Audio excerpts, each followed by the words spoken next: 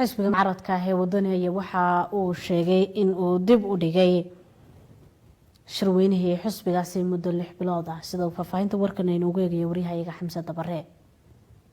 gudida fulinta xisbiga mucaaradka ee wadani ayaa maanta shir ku yeeshay xarunta dhexe xisbiga mucaaradka ee wadani uu ku leeyahay magaalada Hargeysa. shirkan uu gudoominayay gudoomiyaha gudida ku meel gaarka xisbiga wadani Cabdiqaadir Xaaji Ismaaciil Jirde. Khadar Xuseen Cabdi xogayaha guud ee xisbiga mucaaradka ee wadani ayaa faafahin ka bixiyay shirkaasi. maanta oo ay taariikhdu tahay 16 bisha Oks 2020 waxa xarunta dhexe xisbiga wadani ka qabsoomay shirkii gudida fulinta ee bilaha ahaa. shirkaas oo uu shir gudoominayay mudane Cabdiqaadir Jirde oo ah kusimaha gudoomiyaha isla markaasna gudoomiyaha ku meel gaarka ah ee xisbiga wadani.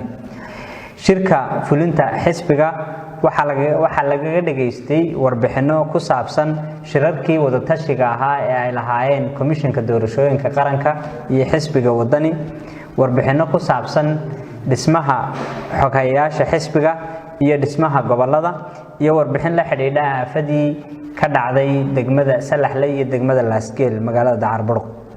ugu dambeyn shirku waxa uu dood ka yeeshay mudeynta shirka golaha dhexe iyo shirweynaha xisbiga kadib markii shirku isla garawsaday in saameyn weyn uu inagu reebay xanuunkii COVID-19 in qurba joogta xisbiga oo muhiimad weyn xisbigana u leh aanay ka soo qayb gali karin sababaha la xiriiro ay kamid tahay safaradii oo xaniban xilligii ay dadku soo bixi jireen oo maxaan ku dhahday iyadana xanuunkani uu saameyn weyn uu ku yeeshay u diyaar garowga doorashooyinka isku sidkan ee wakiilada iyo deegaanka.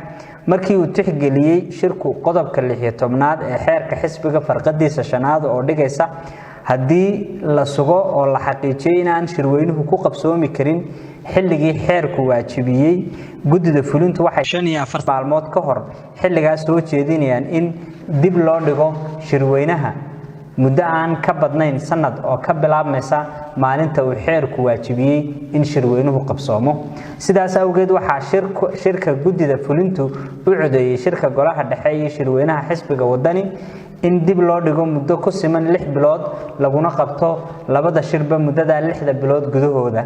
waxa ka soo qayb galay shirka gudida fulinta 46 mas'uul waxa uu codeeyay dib u dhigista 43 mas'uul waxa ka aamusay hal mudane, waxa diiday hal mudane, gudoomiyuhuna muu codeyn. sidaas awgeed waxa sidaa ku ansaxay dib u dhigista labada shir ee isku sidkan. Xamse Dabare, RTN TV, Hargeysa.